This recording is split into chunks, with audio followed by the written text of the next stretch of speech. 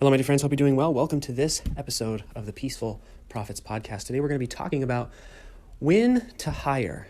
Now, this is not a complete list of times in which you should hire, but I do want to give you a different perspective. And this is a perspective that has been learned rather than studied. So when I first started growing my business, I knew eventually I was going to have to hire somebody, and I went out and I did all the research. I listened to all the books and, did the whole thing that all business owners do. We try to educate ourselves into a solution. And I'll tell you some of the advice that I've been given. Hire when it hurts. Hire slow, fire fast. Hire for areas of weakness. All of the sort of typical generic advice. And I would say, most of it is decent advice, but it really lacks some contextual guideposts, which is to say, but what does it mean to hire when it hurts? What does it actually mean to, go through this advice, and how can I apply it to my business specifically in the moment that I am? So what I want to give you today are some signs, guideposts, checkpoints for you to examine to ask whether you're even ready to hire. Because I think there's a lot of expectations that if I hire, then all my problems are solved and it's unicorns and rainbows and I never have to work a day in my life ever again, or whatever, whatever the thing might be. And while that can be true eventually, it's never true initially. Okay. And so we're going to talk a little bit about that. And I want you to have realistic expectations about hiring so that you can do it properly. And so that eventually you can take those extended vacations, work yourself out of the day-to-day like I am. I have a multi-7-figure per year business. I don't do anything on the day-to-day. So that didn't happen overnight. All right, so here we go. When to hire, sign, symptom, guidepost number 1. Do not hire in your business until your business is boring. Now, what do I mean by boring?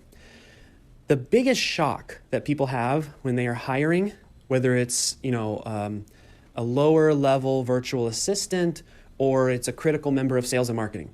One of the things that always shocks people is how chaotic hiring someone can be. Now, what do I mean by chaotic? Because it's important to understand so you can watch for it.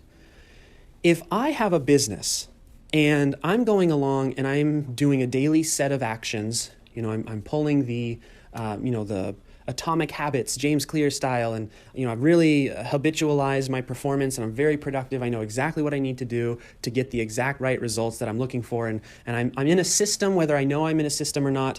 I'm going through specific actions, and that's my business. When you bring somebody in as a hire, there are a couple of things that are going to occur. One, that person will not be as good as you at what you have been doing. Now, they may be better than you eventually. That's the hope of hiring someone, is that over time, they'll be able to bring their stuff in, and that will contribute to a greater overall result. But in the beginning, that's not the case. In the beginning, they kind of are really bad, and it can be frustrating. But there are consequences to that person not having the same skill level or not being able to produce the same results that you produce. Some of those are, 1, you start getting lower results. So for example, if you bring somebody into sales and marketing, you've been doing sales and marketing, and you bring somebody in, expect a drop in your sales and marketing results. You have to realistically expect that. If you are bringing somebody in for fulfillment, get ready to experience a dip in fulfillment. Now, again, hopefully these dips are only temporary, right? Hopefully they're only a few months at most. And what you're getting in return is that somebody will eventually be way better than you. But if you expect someone to hop onto your team and within 24 hours be producing at your level or higher, you're dreaming. You're living in a fantasy world. And I'm not saying that to be rude. I want to shake you from whatever guru has told you that that's what's going to happen. Because what happens when your performance dips is your focus starts to break apart. So you as the business owner, now you're really going to start feeling the chaos. Because now you need to focus on training the person, which is taking your time off of other tasks. So those other tasks start to slip out of, through your fingers. your workload actually increases. It doesn't decrease, it increases, because now you have to make sure that the fulfillment is still there, the sales and marketing is still there, but then you also have to work this person through the process. And if you've never taught someone how you're supposed to do your process, then now you have the added intellectual difficulty of transferring the knowledge. How do I do that? I've never had to transfer this knowledge before. I'm trying to figure that out. So you basically have taken on a host of new tasks by bringing someone on. And so many times people who've hired in the past, they get in this cycle and they don't understand. They think it must be them, like they're just bad at hiring. Or they think, man, whoever works for other people must totally suck at everything because I've never done it. This is a normal process. Think about how bad you were at the things you do now when you first started. And now imagine having to go work for somebody else who doesn't really know how to train and manage you properly. You've probably experienced that in the past. How frustrating and difficult that was for you to get results. So this is why I say your business needs to be boring before you bring in other people. And when I mean boring, I mean very measurable, and predictable systems and results. So systems in how you do things and results in what the lag metrics are. So what do I mean by lag metrics? So for example, you know that when you send out this many cold emails, you're going to get this many phone calls. This many phone calls will turn into this many sales, that's how much in revenue you should be expecting. That's a boring business. Boring businesses are peaceful businesses. They are beautiful businesses. They are wonderful businesses. They are assets rather than a job when things are boring. When you bring in a human being, all that's going to get messed up until you can recalibrate, until you can bring that person to that level, until they understand the system, until they know what the expectations are, and etc. And if you start from that baseline of it's super boring, then when the chaos comes in, it's manageable, it's doable. If you bring someone in and you're starting at chaos, meaning you don't have a system for knowing how many cold emails to send, you don't know how many phone calls there are that will turn into sales, you don't know what the expected revenues are, then what do you think is going to happen? You bring someone in and everything just breaks. Because there was no baseline boring expectation. There was nothing to move towards. If you're still in the figuring it out mode on something as fundamental as sales and marketing, don't hire for sales and marketing. Unless you are at a point in your life where you can pull an Elon Musk and sleep under the desk at PayPal. I mean, there's a reason why companies that grow so quickly push their teams so hard. Because the only way to really deal with chaos is a straight time trade-off. See, systems and boringness gives you freedom. Chaos turns everything into a job, into something that needs to be held on to, and something that needs to be, hours and hours into the process and and all that kind of good stuff. So the first checkpoint in your business as to whether it's time to hire is if it's boring. If it's boring. Because boring should give you what is next. So if number one is a checkpoint, a guidepost that your business has to be boring, number two, I highly recommend that you have at least 3 months of this new person's salary saved up before you hire them.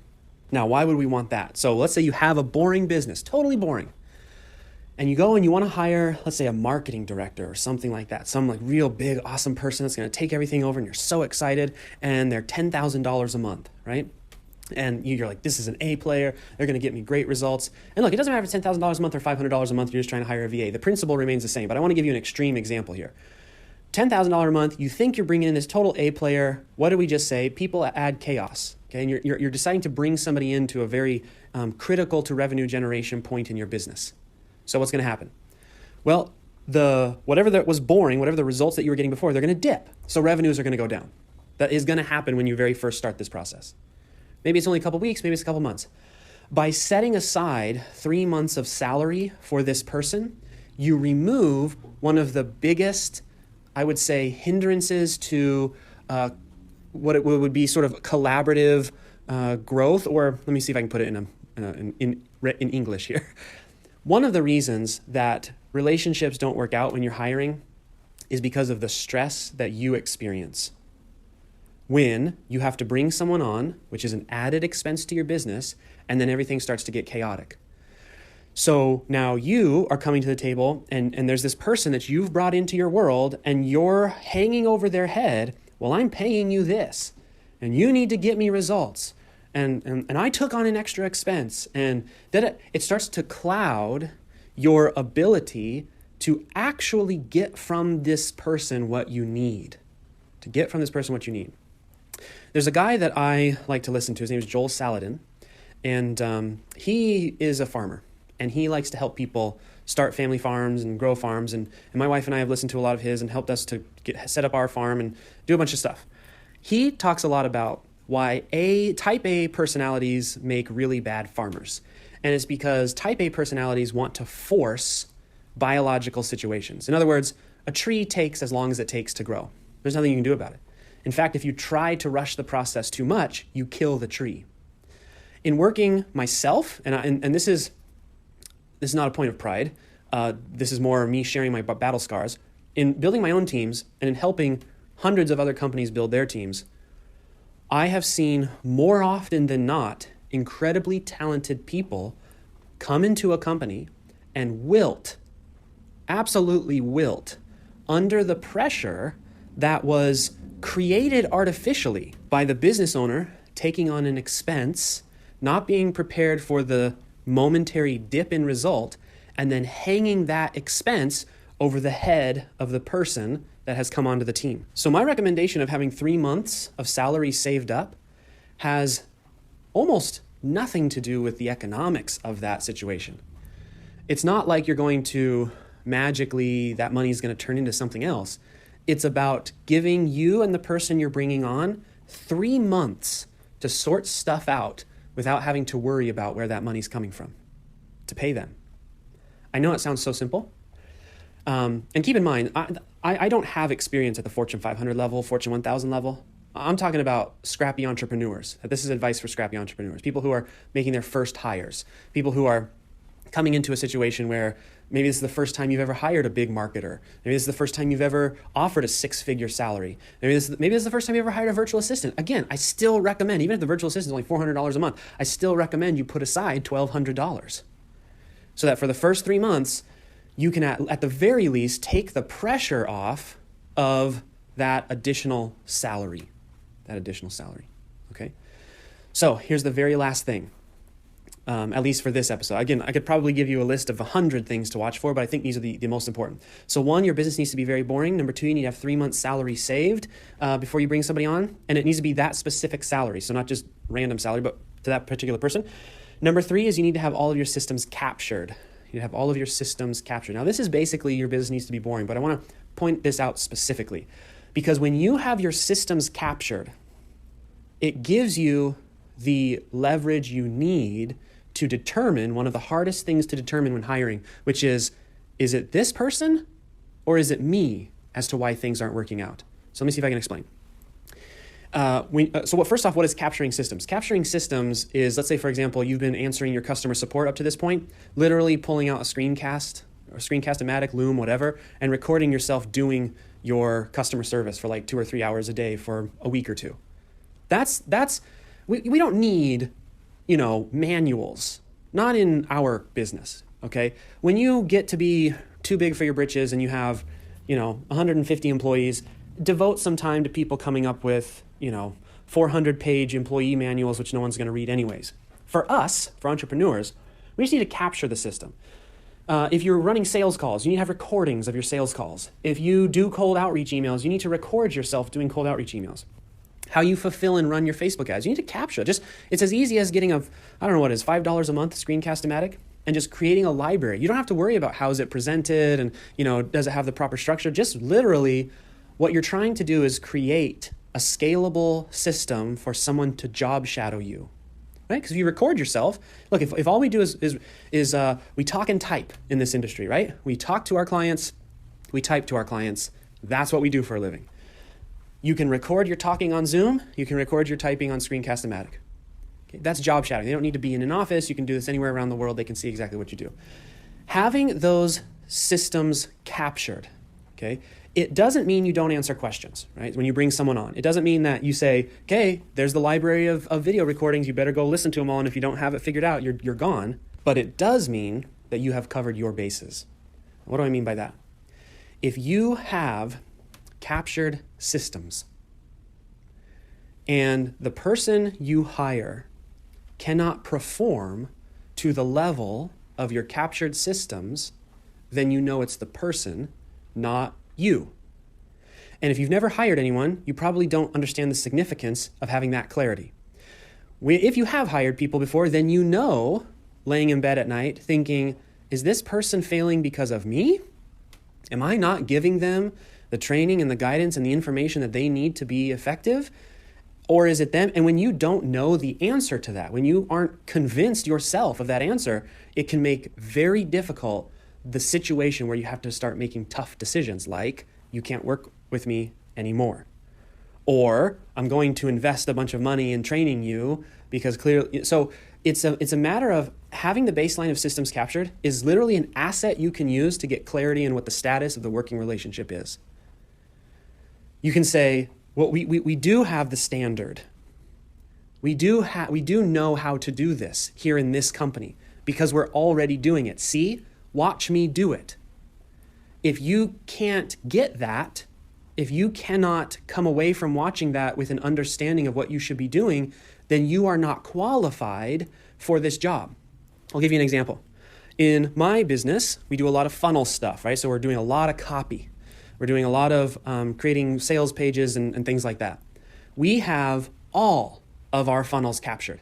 Every single funnel that has ever worked in my business, you can go look at exactly what it is. Every meeting that I've had to help somebody come up with an offer, all those calls are recorded. I even have videos of me going over the offers, specifically why we came up with them, etc. Probably hundreds of hours worth of calls and all kinds of good stuff from years past, and now the team is taking these calls, and so those are recorded. If I hire a copywriter to come into my business and they have access to all these systems, captured systems, which is to say, this is what an order page looks like in our business that works. Okay, it's a captured system. It's a document, which is a screen capture. If a copywriter can't look at that and know how to implement copy for one of our clients, that copywriter is not qualified to be on our team because the standard has already been established. This is why I recommend that you don't hire until your company is boring, right? Don't hire until your company is boring. Now, you may say, well, what about hiring people for stuff that we've never done before? What about hiring people for stuff that we've never done before? All of this is true because the person who's coming into a business for something that you've never done before, they still need all of this stuff. They still need your company to be boring. The worst thing you can do is bring somebody in to do something new when the rest of your company is a hot mess also. There's too many inputs. There's too many variables. There's too many things that can take this person who's having to not just work for you, but create new stuff in your business and them having to be connected to chaos. You guys are going to fail. I mean, unless the person is just willing to do 90 hours a week for you, trying to manage that much chaos, the chaos of new plus the chaos of an existing business that isn't boring, it's just not going to work. You need to have captured your systems because the person coming in needs to see what have you been doing? What is working?